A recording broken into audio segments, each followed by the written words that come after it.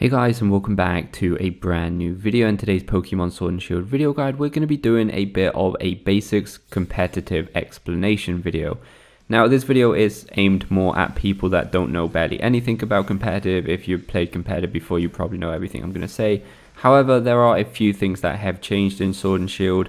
I'm going to be explaining things like how you can check your IVs and how you can kind of change the nature of the Pokemon and stuff like that. So maybe you should stick around anyway. But yeah, for the most part, we're going to be going over three things in this video: the nature, what IVs are, and what EVs are. And kind of go over the basics of how to train a Pokemon for the competitive scene. So we're going to start off with nature, what it means, and how it affects our Pokemon. So every single Pokemon has a nature. It can be one of quite a few. You can check the nature really easily by going into the menu and just selecting the Pokemon and going to the summary. So each nature will always affect two stats, one in a positive way and one in a negative way. More specifically, one stat will grow 10% faster and one stat will grow 10% slower. So for instance, this Vulpix that we caught, this Vulpix actually has pretty good IVs, but I'll be going over that next.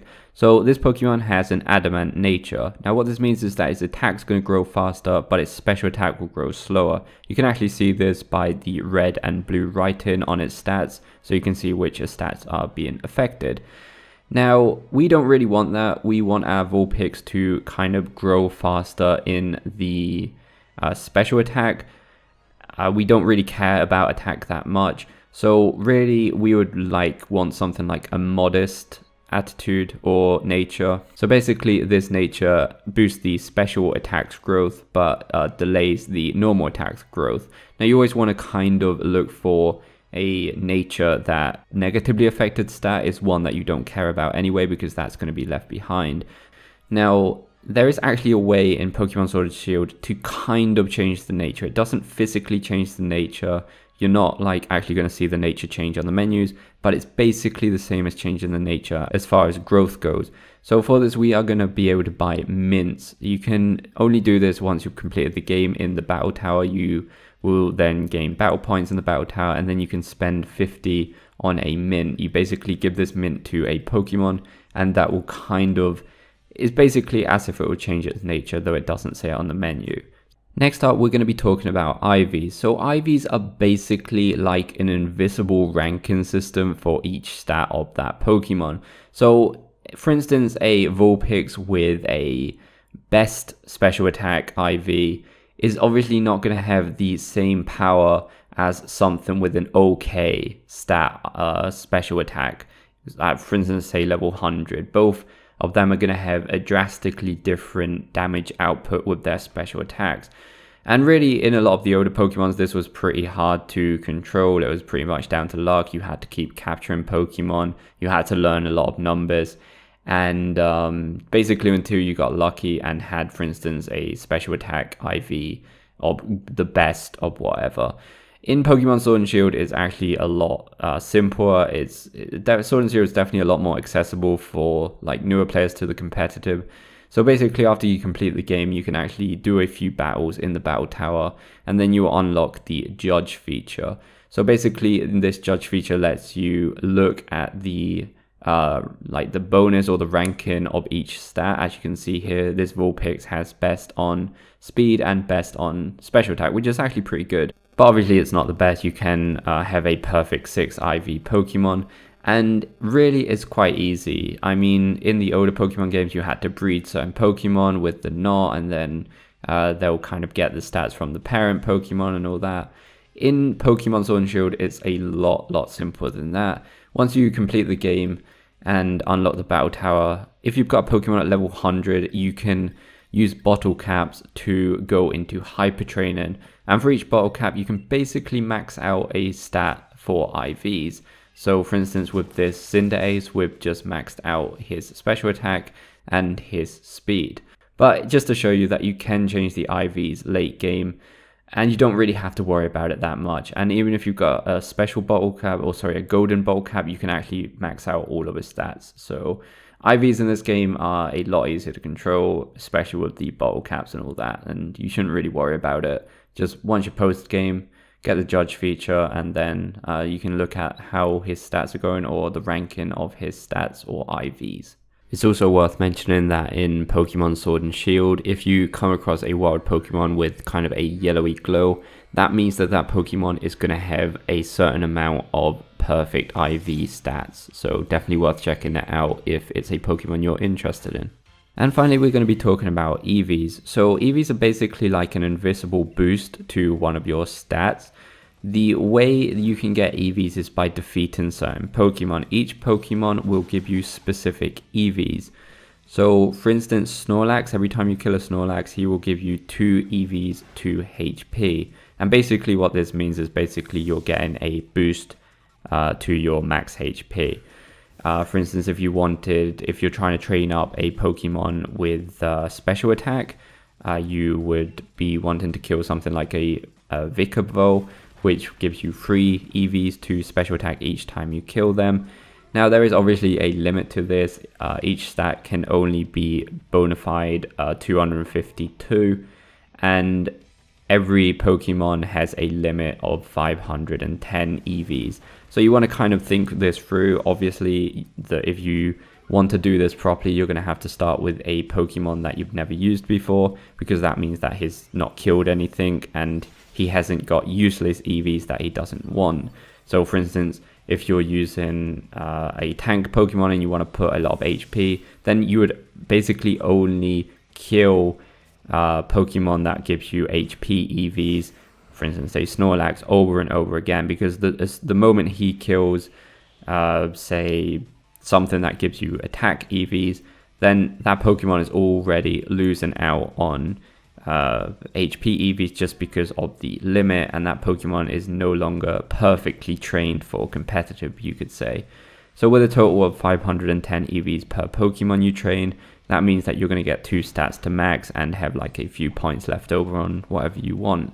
So it's really important that you basically start training a Pokemon that you've never used before. And here we are yet again in Sword and Shield, where things are quite a lot easier. You can actually buy items in this game that will boost EVs at your command. You've got like HP up, you've got proteins, 1 for each stat, and it makes things a lot easier instead of going to look for the specific Pokemon that you want to kill.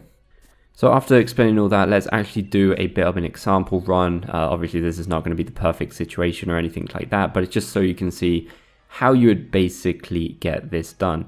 So the first thing we would want is a female version of the Pokemon that we want to put into our competitive team. If possible, with some pretty good IVs. That way we can equip the knot that you can buy in Hammerlock, I believe it is, in the Pokemon Center for 10 battle points, which is really cheap. There are other methods of getting it in this game as well. And basically what this item does is that it's got a pretty high chance of passing down those IVs from the parent Pokemon to the egg Pokemon. So we want to get that if we do have a parent Pokemon with decent IVs. Now obviously the perfect situation in the perfect world would be to have like something like a Ditto with 6 perfect IVs, and that way pretty much all of them are going to be on the new Pokemon. We are going to use a Ditto, though he's not a perfect Ditto, but he's cool. He's not bad Ditto. And we're going to pair him with my female Vulpix, which is the one that we showed before, because I did like the speed and special attack IVs. That's what I'm looking for, specifically those 2 stats. And we're going to leave them there. Now there is an item in this game that makes breeding faster. To get it, it's really easy. You do have to complete the game, but once you've completed the game, you want to go to Sirchester, which is the snowy town. You want to go in the left hand side hotel and then the penultimate door, and you're going to have to battle the Game Freak guy. Once you kill him or defeat him, we're not going to kill nobody here, he will give you the charm, which is the oval charm, and this means that your Pokemon will lay eggs a lot more frequently. Now, basically, like with this charm, you can literally just ride your bike outside of the nursery for a few seconds, just upwards, backwards, and forwards. And as soon as you see that the NPC outside has her arms crossed, that means that there is an egg waiting for you. Don't take your Pokemon out. We just want to keep opening eggs. Also, a quick little tip: if you have a Pokemon with Flame Body in your party, a few Pokemon flame types have it like Carco. If you have one of those in your party, the eggs will open a lot quicker. So by the time you got down this route 2 or 3 times, the eggs will open. And what you want to do is just keep going backwards and forwards, opening eggs and getting new eggs until you hatch a Pokemon that you're interested in. So for instance, we was looking for a Pokemon with a nature that was either modest or mild, because both of these will boost up special attacks. If you do happen to have like a parent Pokemon and you want to keep the nature in the new Pokemon, you can just equip an Everstone with them, and that will pretty much guarantee that the new Pokemon will have the same nature. Like I said, if you really have got bad luck and you don't get the nature you want, you can just go and buy a mint for 50 battle points. But we hanged around until we got a Vulpix, which had mild nature, and that's pretty good because though he loses defense, he does gain a lot of special attacks, so that's something we wanted. And I was also really happy because this exact same Vulpix had perfect IVs in special attack, which is what I was looking for. So, I mean, it isn't perfect in the IVs. I mean, you know, speed's not perfect. Like I said, you can boost it up later on once it's level 100 in the battle tower with the bottle caps, so we don't have to worry about it too much. So now we have got our, not perfect Pokemon, but something we're quite happy with. We are going to start to level him up, at least until the point where he can start battling for himself to get the EVs. So, yeah, I used a load of XP crystals. Obviously, if you don't want to battle that much to get his EVs up and you have a ton of money laying around, you could just buy as much calcium as possible. Obviously, doing all 500 EV points to one Pokemon just would be an insane amount of money. But, you know, it is possible technically.